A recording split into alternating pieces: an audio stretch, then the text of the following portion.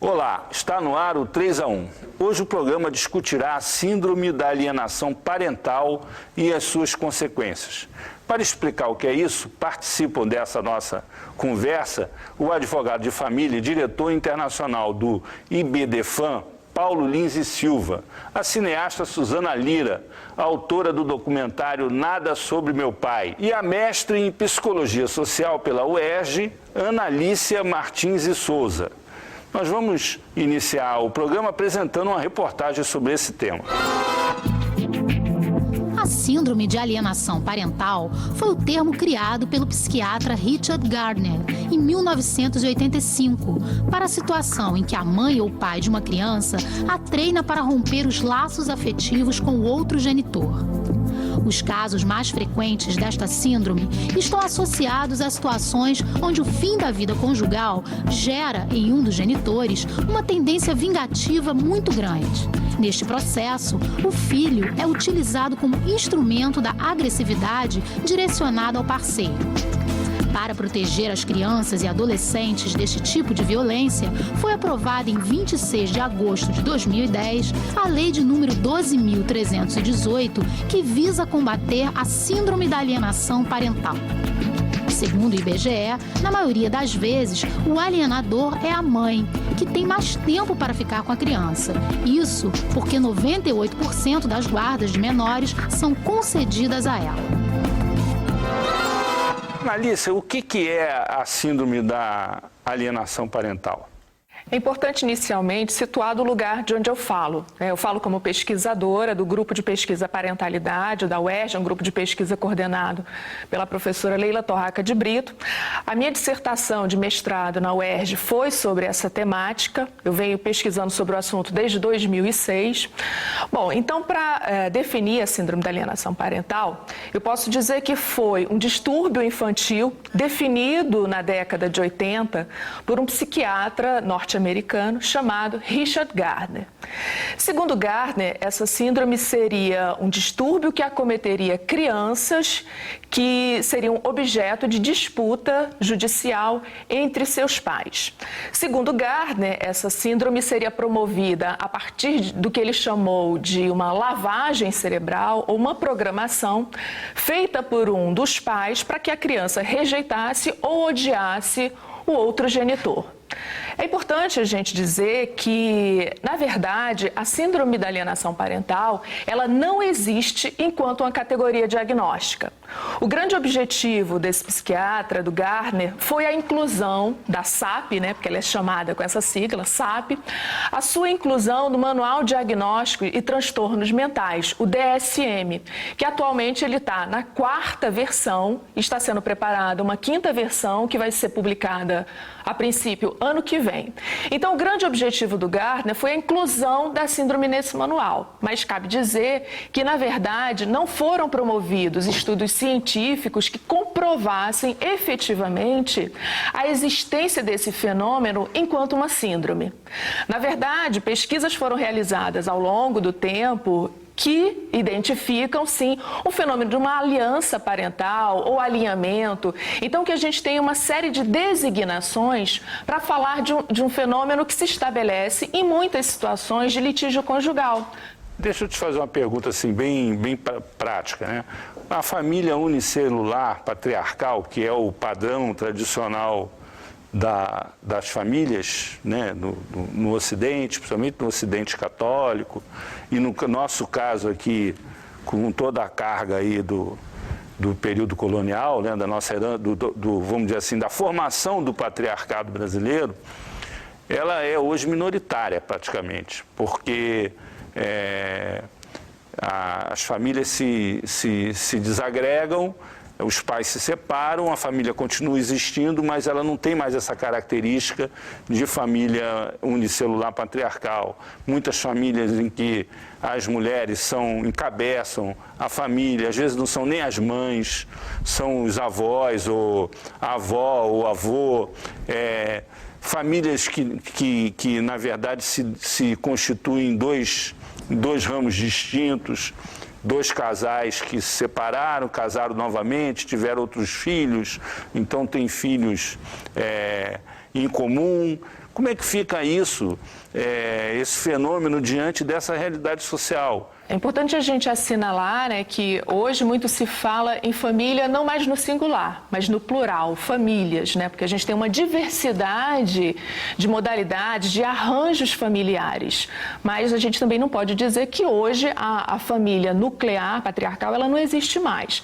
Ela existe sim dentro dessa diversidade de outros arranjos. Agora, o importante a gente situar nesse caso da dita síndrome da alienação parental é que não é um fenômeno recente. O que eu venho chamando a atenção ao longo do tempo, nos espaços onde eu venho debatendo essa questão, é que, na verdade, um fenômeno que já existia anteriormente, que foi apontado em outras pesquisas, se tornou, a partir da importação desse conceito para o Brasil, esse fenômeno se torna agora uma patologia. Uma patologia que seria da criança. Então, a gente hoje retorna a uma ideia anteriormente de que filhos de pais separados teriam distúrbios mentais. Então, na verdade, entendemos como sendo uma espécie de um retrocesso. E não só os filhos de pais separados. Isso é uma ideia bem reacionária, assim, vamos dizer. Preconceituosa, porque... Pois é, mas durante um bom tempo essa ideia vigorou, que filhos de pais separados seriam problemáticos. E com a síndrome da alienação parental, com a divulgação desse assunto, o que na verdade se está promovendo é que filhos de pais separados hoje passam então a desenvolver uma síndrome. E mais além, Gardner dizia que em algumas situações, o psiquiatra norte-americano ao qual me referi, ele dizia que em algumas situações essa síndrome, que ele chamava de síndrome, faria parte, o genitor, que é aquele que promove a síndrome da alienação parental, o alienador, como ele chamava, teria essa alienação como parte da sua estrutura psíquica. Então, dada a separação, o estresse promovido pela separação do casal, isso se expandiria. Então, vamos aqui ouvir o doutor Paulo um minuto sobre esse assunto. Recentemente saiu uma decisão judicial condenando um pai supostamente por ter abandonado o filho. Ele foi condenado a indenizá-la, a filha, aliás. Ele foi condenado a indenizá-la. Quer dizer, isso, num contexto desses conflitos familiares, do impacto deles sobre as crianças, isso pode resultar em uma indústria de indenizações? Foi muito interessante a exposição da nossa debatedora, a doutora, a psicóloga Alice, uma professora, inclusive, e ela trouxe um ponto que poderíamos trazer para os dias atuais, a evolução que nós tivemos na sociedade, que eu diria ibero-americana. Nós todos temos origem de Portugal e Espanha. Essa cultura nossa é ibérica, de pai, de mãe, patriarcal, de força do pai. Isso vem também de Roma, na época do pater potesta, da força do pai e tudo isso. Mas o gancho que eu queria tirar da exposição dela foi que os colégios antigamente, na década de 40, 50, até mesmo na década de 60, uma das requisitos que eles colocavam na ficha de matrícula da criança era saber se os pais eram casados ou desquitados naquela época. E geralmente as crianças de filhos de pais desquitados não eram admitidos em alguns colégios tradicionais. Isso ocorreu muito, muito no Brasil inteiro. Essa decisão que você acabou de nos falar, que houve agora no STJ, envolvendo uma indenização fixada para um pai que se recusou, que litigou, que insistiu em resistir ao reconhecimento de um filho seu aprovado por um DNA, um filho seu que não tinha registro de nascimento anterior, é uma decisão muito importante e no Brasil é um ponto de partida para a evolução do casamento entre a responsabilidade civil e o direito de família marcharem juntos, que ainda está fraquinho o meu direito, do jeito que eu amo, o de família, com a responsabilidade civil. Anteriormente, no Tribunal Mineiro, também houve uma discussão. Um jovem, não era caso de reconhecimento de paternidade, um jovem que nunca tinha sido visitado pelo pai, procurado pelo pai. Em primeiro grau de jurisdição, ele ganhou uma indenização. O Tribunal Mineiro rechaçou, no STJ a decisão foi majoritária, contrária, e o Supremo massacrou, não dando qualquer indenização material a este jovem. Mas a jurisprudência está brotando, está nascendo. Eu achei interessantíssima essa decisão, notadamente naqueles que se recusam a reconhecer uma relação biológica quando a criança não teve a relação afetiva. Porque é importante, viu, Azedo, se dividir a origem biológica da origem afetiva, porque no Brasil o afeto é muito mais importante que a relação sanguínea. Suzana, você que fez um filme abordando esse tema, esse assunto veio para ficar do ponto de vista da sociedade, da relação nas famílias, da relação entre o direito e o relacionamento afetivo no âmbito familiar? Eu comecei a fazer o filme porque eu vivo essa questão, né? Eu não conheço meu pai, então parte de um princípio pessoal. Eu fui criada por uma mãe sozinha, né? Que esse termo mãe solteira é um termo um pouco antigo, mas a verdade é essa. Eu comecei a pesquisar o meu filme porque a minha filha de 8 anos me cobrou a figura do avô. É um assunto que eu achava que estava totalmente sublimado lá em casa. Que você já tinha tirado de letra e tal, aí ela foi fazer, a neta cobrou a imagem do avô. Ela foi fazer um trabalho de escola, para fazer a árvore genealógica e faltava o avô, e além do avô faltava muitas folhinhas dos tios, possíveis primos, e pela primeira vez eu pude ver de forma concreta o que é o vazio de uma figura familiar, né, que nesse caso era o meu pai. E o que o Dr. Paulo falou agora, que eu achei super interessante, é que no Brasil realmente a questão do afeto é mais importante do que qualquer outra coisa. E eu, como filha, vendo algumas decisões e até a maneira como as pessoas cobram essa questão da paternidade, essa questão da família, eu vejo que é de uma maneira muito equivocada. Normalmente, esse pai, quando é chamado para a relação, ele é chamado, às vezes, por pensão, por uma questão apenas jurídica. E eu acho que é importante, porque são direitos que têm que ser garantidos para os filhos, né?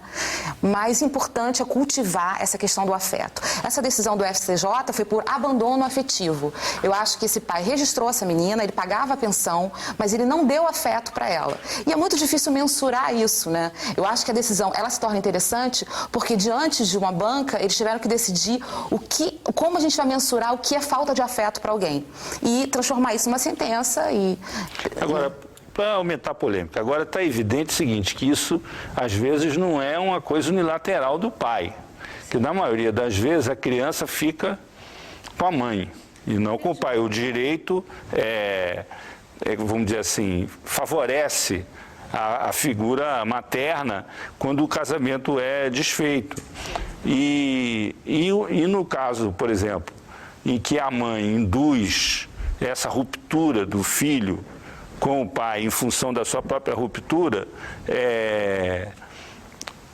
isso vamos dizer assim, uma questão polêmica que está vamos dizer assim, está na discussão da tal síndrome da alienação parental. Como que um juiz pode avaliar isso? Quais são os paradigmas que poderiam ser socialmente aceitos para isso?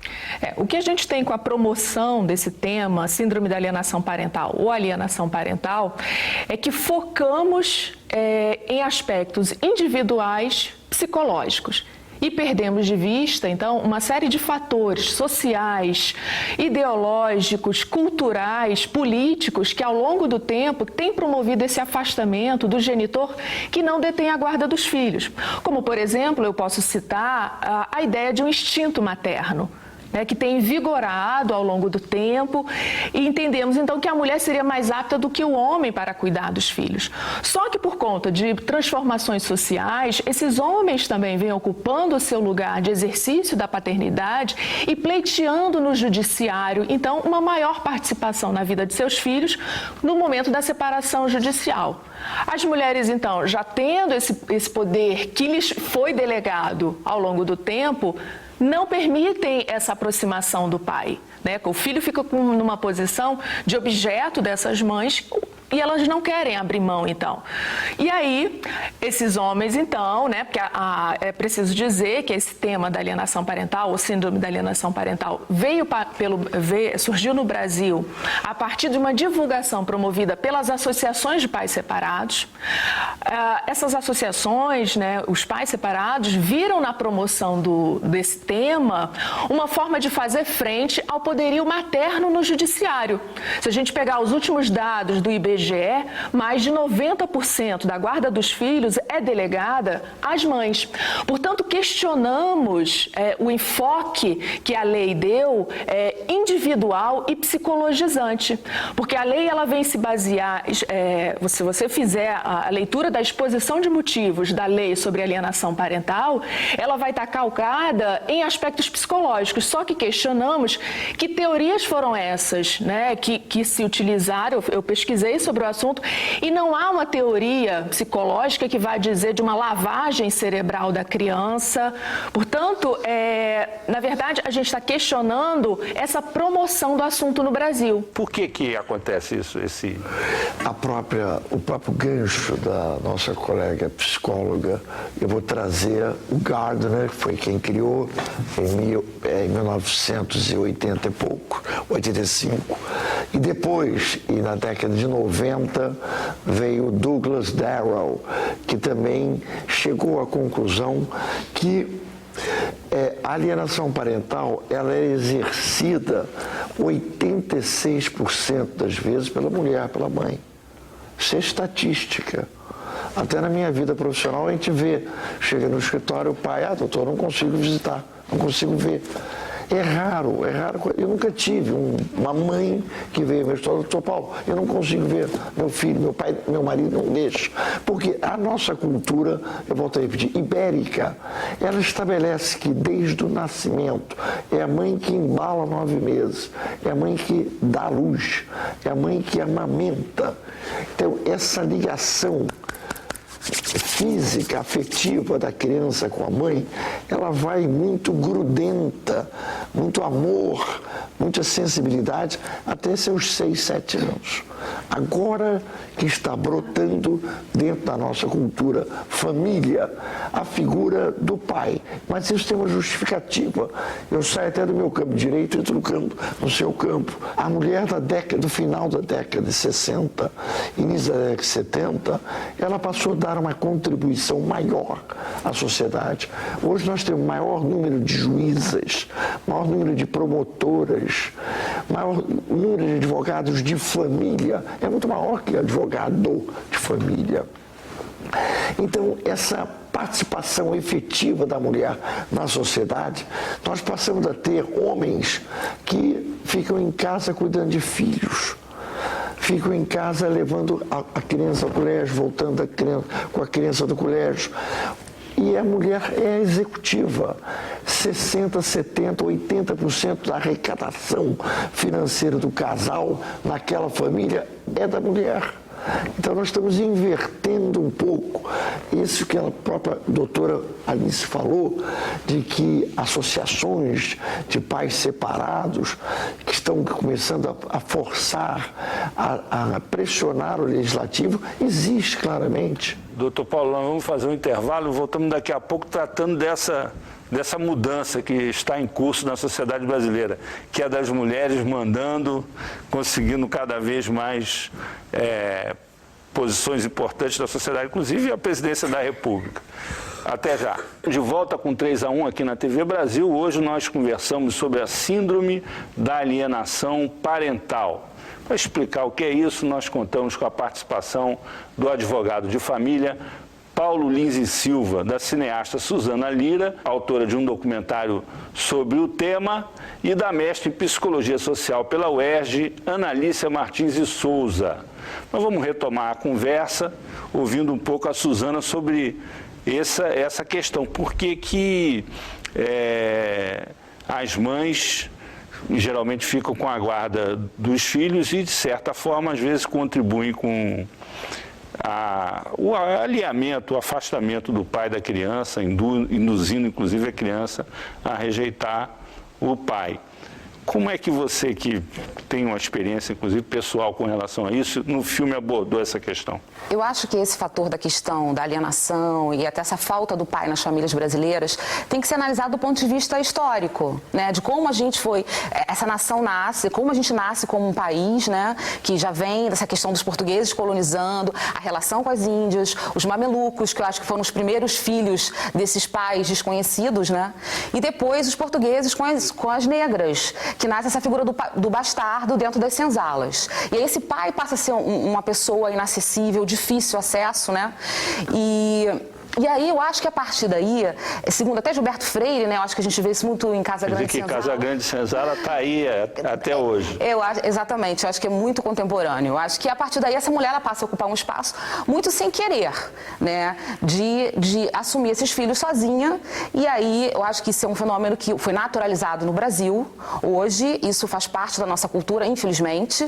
E eu acho que a partir disso, algumas mulheres sim se apropriam disso, desse poder, para poder alienar os pais dos filhos. Mas eu tenho que dizer, eu tenho que ser honesta com a pesquisa do meu filme. Eu pesquiso há 7 anos, eu pesquisei em 5 cidades e vejo que, na verdade, a deserção paterna é muito maior do que a alienação parental. Os pais que não querem os filhos é a maioria hoje no Brasil. Então, as mulheres sofrem muito com isso ainda. Então, eu não posso dizer assim, eu acho que esse tema da alienação parental, inclusive essa decisão do STJ foi de abandono afetivo do pai. Apesar dele ter alegado que a mãe não permitia, foi uma coisa que não colou e o que prevaleceu foi que realmente houve um abandono ali.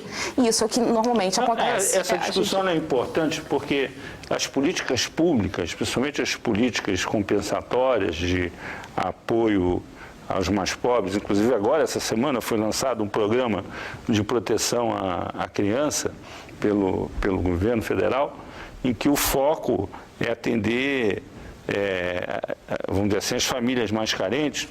A política pública, ela privilegia a mulher em todos os aspectos. Por exemplo, as casas que o governo faz, elas são casas que ficam em nome da mãe.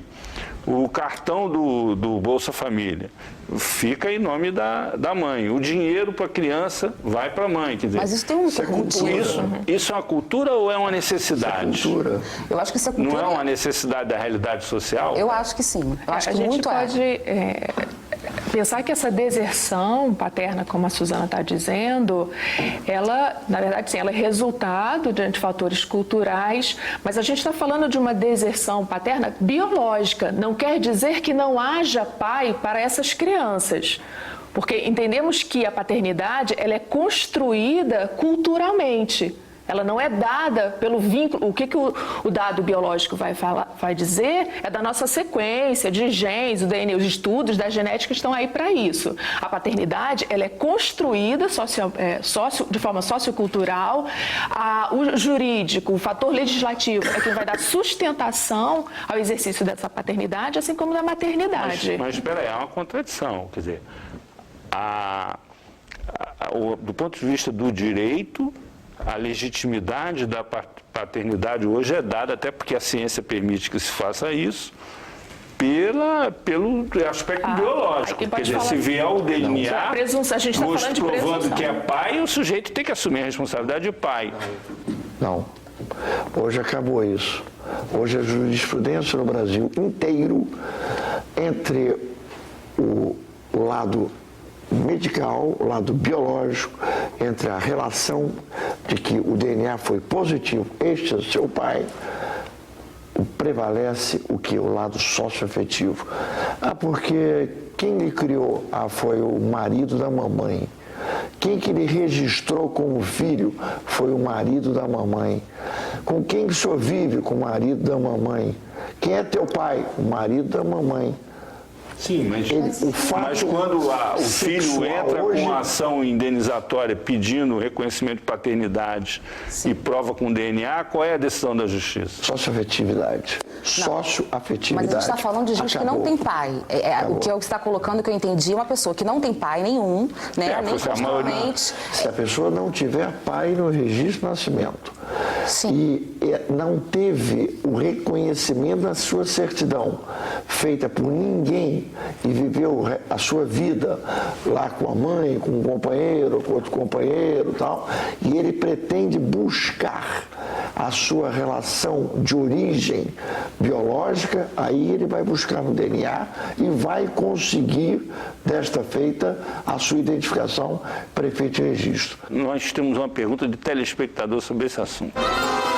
O machismo e o alcoolismo têm sido a causa de muitas separações e ausência dos pais das famílias. É comprovado isso? Isso é comum realmente na maioria dos estados brasileiros onde há incidência dessa situação? O fato dos pais abandonarem os seus filhos logo depois que ele nascer, isso não é rotina, isso não é normal. Ocorre, mas nós não podemos eu não posso nem estabelecer no meu dia a dia profissional que eu diria em 50 anos de profissão, eu tive um ou dois casos em que houve uma reclamação da busca afetiva paterna. Tive, mas são raríssimos, não é normal. Isso passa para a exceção dentro da nossa cultura. O que é normal? Normal é o pai estar mal ou bem vendo os seus filhos, mal ou bem separado, participando no Natal, no Ano Novo, no aniversário, Dia dos Pais, Dia das Mães, dia do aniversário da criança, levando um presentinho, fim de semana sim, um fim de semana não, ou uma vez por mês, quando morar distante. Isso é rotina. Suzana, você está aí quieta aí para falar. Quieta, porque na verdade eu trabalhei com classes mais baixas, que é a maioria, infelizmente, do nosso país. E assim, eu acho que no consultório do Dr. Paulo realmente deve ser assim. Mas a realidade brasileira não é essa. Você vai nos presídios hoje, mais de 80% dos detentos nunca conviveram com a figura paterna de modo algum. Você vai hoje na Fundação Casa, em São Paulo, como eu visitei, aqui no Rio, os adolescentes nunca conviveram. 90% de um grupo de 200 que eu trabalhei nunca conviveram com a figura paterna. Hoje, essa questão da falta do pai em casa gera problemas sociais muito sérios. E acho assim, a classe média, A e B, talvez tenha esse acesso desse pai que vai, porque mesmo separado ele vai visitar, ele realmente tenta manter laços, embora a relação entre homem e mulher esteja comprometida por alguma razão, eu concordo que realmente, mas é uma classe minoria. Hoje a realidade brasileira, em todas as comunidades que você vai, em qualquer lugar, seja no Acre, eu visitei cidades muito extremas do país para conhecer de perto essa realidade. É que existe realmente uma ausência paterna de uma maneira muito forte. E isso se reflete em fatores sociais brasileiros. Eu torno a dizer, se a gente for pensar pela teoria psicanalítica, a gente não vai pensar no dado biológico. Então, quando a gente está falando que uma pesquisa comprovou a ausência paterna, o que está se chamando ali de exercício da paternidade? Porque diferentes homens hoje, por exemplo, podem ocupar esse lugar de exercício da paternidade para uma criança e não necessariamente aquele que foi o progenitor. Esse é um dado a se considerar, porque senão a gente naturaliza a questão e passa a dizer que no Brasil há uma deserção paterna. Mas se a gente for examinar a dinâmica dessas famílias, você vai encontrar diferentes homens ali que exerceram a função paterna, o que é bem diferente de pai biológico, assim como mãe biológica, assim como a gente também pode falar de uma função materna. Não necessariamente aquela mãe que deu à luz a criança vai exercer o lugar de mãe na vida desse pequeno. Olha só, do ponto de vista assim, da imagem mais tradicional e antiga que se tem, quer dizer, o padrasto era o pai, vamos dizer assim, em geral autoritário, que maltratava, que rejeitava, que a criança, na primeira oportunidade, se mandava de casa e tal. Isso não é mais assim? Hoje Acho que a houve uma gente mudança, também, porque pelo que você está falando... reproduz um pouco aquela ideia dos contos de fada, né? Da madrasta malvada. E o que a gente vê hoje, né? Como falamos inicialmente, né? Esses diferentes arranjos familiares, famílias recasadas diversas vezes, então você vai ter várias pessoas ocupando esse lugar. Você vai ter uma madrasta, depois o pai se separa, vai ter outra madrasta e outra. E essas mulheres vão estar exercendo esse lugar, essa função materna, desde que sejam autorizadas a ocupar esse lugar. Agora, mas quando a gente abre o jornal e lê o jornal, a gente pega as estatísticas nas delegacias de mulheres e tal, está cheio de casos de violência contra a criança, violência no ambiente familiar, em que os pais batem nas crianças, cometem violências sexuais contra as meninas. Então, essa coisa também não é idílica assim. A gente precisa considerar que, na nossa cultura, a educação dos filhos passou muito pela questão do castigo físico.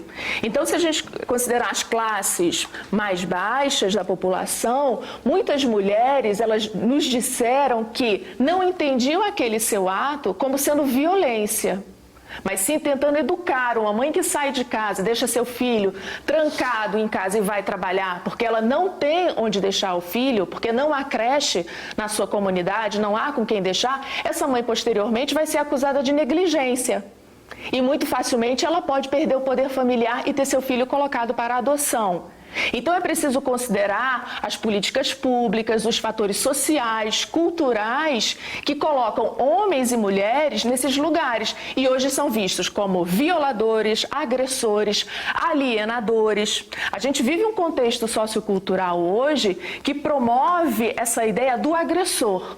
E aí, então, a gente tem que punir o agressor, não considerando, eu torno a dizer, isso é importante, os diferentes fatores que promovem esse afastamento ou violência. Está com alguma história para contar aí, né? Eu outro dia estava em pleno shopping ali em São Conrado, passeando com a família num domingo, aí eu vi uma criança fazendo birra. Ela estava na loja de brinquedos, sentou no chão, começou a gritar, chorar, berrar, e berrava com a mãe, gritava com a mãe. A mãe dizia assim, se eu bater, que devia merecer umas palmadas, me prendem, o que eu faço? Eu vi isto. É a realidade. E uma palmadinha ali resolvia, a criança passava a sentir que ela tem uma dominação instintiva de uma pessoa que ela colocou no mundo para educá-la. Mas a palmada não pode ser considerada crime? É bater, vai ficar de castigo. Uma expressão dessa para a criança deu um show, todo mundo assistindo o show da criança. E a criança devia estar inteiramente feliz, mobilizei o público. Agora, isso aí, assim, pai é pai, né? Avô é avô. Você já deu alguma palmadinha no teu neto, por exemplo? Eu não, eu tenho 2 netos, 3 netos. Mas eu nunca encostei, eu tenho um amor alucinado por 2 netos biológicos e um neto de coração. Essa discussão sobre a palmada, ela é uma discussão... Palmada, é um toquinho. O que você acha disso, Suzana? Da palmada? Eu sou totalmente contra, mas eu acho que assim, quando você vive num ambiente de afeto, de confiança, e eu acho que a voz ativa, eu tenho uma filha de 15 anos hoje, e o que eu tenho que estabelecer limite, é difícil. Eu sou separada, mas eu tenho o pai dela presente em momentos que realmente precisa, né, que o pai, acho que é uma figura que é insubstituível. Então, a gente discute essa questão, mas assim, eu acho que tem que estabelecer relações de confiança. A criança precisa acreditar. Eu sempre chego no quarto dela, às vezes está super bagunçado, mas esse quarto não combina com você. Eu não fico falando, que bagunça. Eu acho que tudo é uma maneira como a gente vê o filho. Então, é muito difícil, às vezes, quando você tem 5, 6 filhos, você conseguir dar limite, é um desafio. Mas eu acho que ele tem que ser estabelecido de uma maneira com afeto e com confiança nessa criança, de que ele é um sujeito legal, que está construindo um ser humano bacana também. Essa questão que a Suzana está colocando é bastante interessante, né? Porque ao mesmo tempo em que o legislador diz que aquele pai ou mãe que agride, que bate na criança, né? Ele é um agressor, ao mesmo tempo a gente não tem políticas públicas, não tem campanhas que fomentem o exercício de uma paternidade, a igualdade de direitos entre pais e mães. Com a promulgação da lei sobre alienação parental, a gente entende que praticamente se engavetou todo um debate que havia em torno da guarda compartilhada. Vamos tratar desse tema agora no terceiro bloco. Vamos fazer o intervalo, voltamos daqui a pouco, discutindo a síndrome da alienação parental. Estamos de volta com 3-1, hoje debatendo a síndrome da alienação parental. Participam dessa conversa o advogado de família Paulo Lins e Silva, a cineasta Suzana Lira e a mestre de psicologia social pela UERJ, Analícia Martins e Souza. Analícia, você estava falando da guarda compartilhada das crianças. Como é que seria isso entre pais separados? O que a gente percebeu nas pesquisas, né, que temos realizado ao longo do tempo, é que a guarda compartilhada ela seria um excelente dispositivo no sentido de aproximar mais esse genitor que não detém a guarda dos filhos. É importante dizer que esse afastamento não é só do homem-pai, que é o genitor não guardião. O que a gente percebe nas pesquisas é que, independentemente do gênero, aquele que é chamado de visitante vai se afastar, porque a gente, nas pesquisas, vemos que mulheres na condição de visitantes têm as mesmas reclamações dos homens nessa condição. Portanto, esse afastamento não é só do homem, mas também da mulher na mesma condição. Então, a guarda unilateral, ela propicia esse afastamento do genitor não guardião, ao mesmo tempo em que colabora para o fortalecimento dessas alianças entre o genitor que detém a guarda dos filhos. Doutor Paulo, vamos tratar da situação assim hipotética. Você tem um casal separado.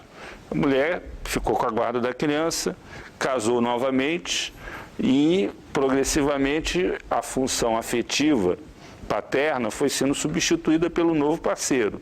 Mas isso não significa que o antigo parceiro abra mão de exercer essa paternidade afetiva, não só biológica. Como é que essa questão é tratada do ponto de vista assim, jurídico? Nós temos dois conceitos, da alienação parental e agora, levantado aqui pela Analícia, a guarda compartilhada. Como compatibilizar isso? Eu me coloco entre os estudiosos de direito de família no Brasil, dentro do grupo que não harmoniza muito bem a expressão guarda compartilhada dentro das terminologias jurídicas. Se confunde guarda compartilhada com o exercício do poder familiar, o antigo patropoder, e com critério de visitação. Todo pai e toda mãe, eles têm o exercício do seu poder familiar. Ele pode ajudar a escolha de colégio, a educação, orientação religiosa. Isso se chama poder familiar. Então, o que se discute? Não, eu tenho a guarda, eu quero dividir a guarda. Essa divisão já existe, que é o poder familiar. O que a pessoa quer dividir é o critério de visita, ficar mais tempo com um, mais tempo com o outro, ou dividir os dias de visitação. Eu estou nessa teoria e tem muita gente que segue. Essa questão da guarda da mãe com relação às crianças, enquanto elas são crianças, é uma coisa mais fácil de se administrar, da própria mãe administrar. Mas quando elas chegam na adolescência, muda muita coisa. A adolescência exige mais a figura paterna, a relação de poder da mãe em relação ao adolescente é colocada em xeque, ela começa a procurar o pai para fazer uma espécie assim de contrapoder em relação à mãe, ao desafiar a mãe, tentar flexibilizar as regras do jogo.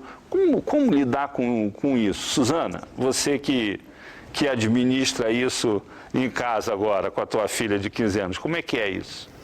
Eu digo o seguinte, é a figura do pai, e eu não gosto nem de falar figura, porque é o pai, né? O pai biológico da Pilar, que é o Daniel, o padrasto dela, que é o Tito, ambos dividem comigo essa tarefa que é educar essa menina. Então eu acho super importante esse olhar masculino, e ela precisa dessa referência, às vezes ela tá, gostando de um menino, e ela precisa ouvir do homem uma opinião, então eu acho que a gente tem que valorizar essa figura e trazer essa figura cada vez mais, esse pai, seja ele o padrasto, seja ele o pai biológico, para essa criação, sabe? Eu acho que as mulheres precisam conquistar e abrir esse espaço para que essa igualdade parental ela realmente se estabeleça, para que, na verdade, o bem-estar do seu filho esteja acima de tudo, né? Eu acho que, às vezes, as pessoas, por problemas de relação homem-mulher, confundem muito a relação do filho com esse pai. Então, eu acho que o grande desafio nosso hoje é tentar, ou através da guarda compartilhada, ou através de uma visitação que seja mais tranquila e mais harmoniosa, é que esse filho tenha essa figura por perto, que eu acho que é insubstituível.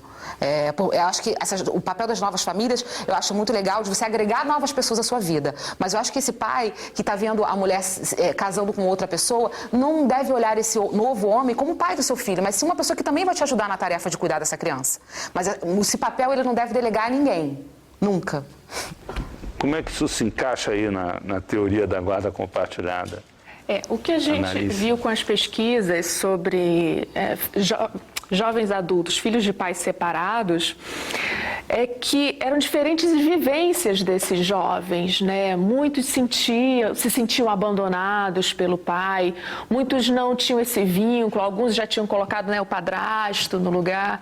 Então, o que a gente pode perceber é uma diversidade de respostas com relação a esse momento da separação, né? E o que a gente percebe também é que a guarda compartilhada, ela poderia ser, sim, um importante dispositivo no sentido do pai e da mãe estarem dividindo essas responsabilidades. Mas o que aconteceu, infelizmente, é que com a promulgação da Lei da Guarda Compartilhada em 2008, né, a gente teve um intenso debate, foram muitos anos de discussão até alcançarmos essa lei. Finalmente, quando ela é promulgada, o que acontece? As associações de pais entram com um novo projeto de lei, o projeto da alienação parental. Então, passa-se de uma coisa para outra rapidamente, quando, na verdade, a gente precisaria ainda estar promovendo esse debate junto à população, né, divulgando esse assunto amplamente. Como fazer a guarda compartilhada? O que é a guarda compartilhada? Né, porque aí deixa de existir as categorias de guardião e visitante. Com a guarda compartilhada, ambos os pais passam a dividir as responsabilidades, a educação por essa criança, a educação dessa criança. Só que com a questão da alienação parental, o que a gente viu foi que o foco agora foi colocado por uma questão individual e patologizante das relações familiares. Então, uma mudança de cultura que poderia ter sido alavancada com a difusão do tema da guarda compartilhada foi colocado à sombra. E agora a gente promove a alienação parental. Olha, nós temos uma pergunta que tem tudo a ver com isso, mas vamos dizer assim, dando um passo adiante. Vamos ouvir a pergunta do telespectador. O que os senhores consideram responsabilidade do Estado nessa relação de pai e filho? Até que ponto, vamos dizer assim, é uma intromissão, quando você começa a estabelecer regras muito rígidas do ponto de vista do direito familiar para a convivência entre os pais e os filhos? Até que ponto isso é uma intromissão indevida do Estado ou não? Porque isso acaba vamos dizer assim, quem acaba decidindo isso é o juiz, quando há conflito. Quando as pessoas chegam num acordo, não tem problema, mas quando não há acordo, quem vai decidir é o juiz. Hoje em dia, inclusive, nós com a nova lei do divórcio, né, já não se pune, já não é motivo de condenação no juízo de família para obter o divórcio. Você não tem mais o divórcio sancional. Você obtém o divórcio, se decreta o divórcio no juiz de família. Se você quiser discutir culpabilidade, vai para a jurisdição civil, saber se a culpa é desse ou daquele, e vai receber indenização lá. Nós não trabalhamos mais com esse foco no direito de família em si. O mesmo aspecto, a intervenção do Estado existe e é importante porque entra a figura do menor, da criança. Então o Estado vem, através do Ministério Público, através do magistrado, buscar o que nós sempre colocamos como tábula rasa, a expressão interesse da criança, é onde ele tem que buscar. E daí nós, advogados, hoje, buscamos quem para nos auxiliar? A ciência dela. Não existe advogado de família que trabalhe autonomamente sem ter ao seu lado os 3 psis, o quiatra, o psicólogo e o analista. Isso é comuníssimo no nosso ramo de família. Agora, para polemizar mais e complicar mais a discussão, a situação, por exemplo, nova que se criou agora com relação à questão sexual, quer dizer, o casamento gay, homem com homem, mulher com mulher, a mulher que se separa do marido para viver com outra mulher, o homem que se separa da mulher para viver com outro homem, os filhos, de que tem filhos, como é que essa coisa é tratada do ponto de vista formal, do ponto de vista legal, com relação à criança? Isso já está se adaptando. Eu já tenho visto no meu dia a dia profissional casais gays com filhos advindos da outra união. Ela teve 2 filhas do primeiro casamento, se desfez do seu casamento e ela hoje convive com outra mulher e todo mundo convive numa boa, ótima. Eu já atendi uma senhora que ela me disse, olha, que minha filha, mas eu tenho uma relação homoafetiva com outra mulher e minha filha ao lado, tudo bem, numa boa. Eu já tive problemas mais sérios, eu vejo problemas mais sérios na relação homoafetiva masculina, que a mãe, aí vem a mãe, não quero que convívio nenhum, a mãe passa a ser uma discriminadora, entra a alienação parental também. Aquele aspecto que eu contei do 86% da figura feminina. A mãe, não quero que você visite, que você saia com o seu pai e o namorado dele. E ainda mais num dia que você me contou, que era dia dos namorados, foram comprar um presente para o namorado do seu pai, você vai juntar, escolher. Não, mamãe, eu não escolhi, eu fiquei de fora da loja e os 2 ficaram lá escolhendo o presente. Aí marca a hora no escritório para discriminar, para fazer isso tudo. Isso nós estamos no momento com esta evolução, não é só no Brasil, não, no mundo inteiro, já conseguindo adequar dentro da estrutura chamada família essas relações homoafetivas. E o problema agora aqui para análise, e o problema do jovem gay na sua relação com o pai e com a mãe? Porque a tendência majoritária é haver a rejeição, né? Mas aí... Somente do pai. Nessas situações, a gente orienta a família, né, a discutir as relações, a dinâmica familiar, os preconceitos, esses diferentes fatores que estão intervindo ali. E escapar de uma visão dicotômica, né, que está sendo, na verdade, promovida pelo próprio Estado. O Estado, com o objetivo de proteção, está, na verdade, excedendo-se nas suas intervenções e promovendo aquilo que a gente chama de uma judicialização das relações. Da palmada. Se esse pai, por exemplo, não aceita esse filho como homossexual, esse pai vai ser acusado o quê? De homofobia? Se essa mãe se separa desse pai e exclui esse homem pai, essa mãe agora vai ser acusada de alienadora? Esse pai é alienado, homofóbico, o filho futuramente pode acusá-lo de abandono afetivo. Então veja quantos aspectos você tem atravessando agora as relações familiares.